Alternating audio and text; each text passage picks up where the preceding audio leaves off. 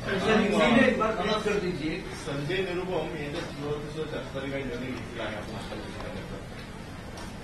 त्यांचं स्टार प्रचारकमध्ये नाव आलं होतं ते आम्ही रद्द केलं आणि ज्या पद्धतीनं त्यांचं वक्तव्य आता येतात आहे त्या आधारावर त्यांच्यावर शिस्तभंगाची कारवाईची सुरुवात झालेली आहे. आज रात्रीपर्यंत तो पण निर्णय येईल. तुम्हाला वाटतं का ते भाजपमध्ये प्रवेश करणार? त्यांनी कुठं जावं तो त्यांचा निर्णय आहे.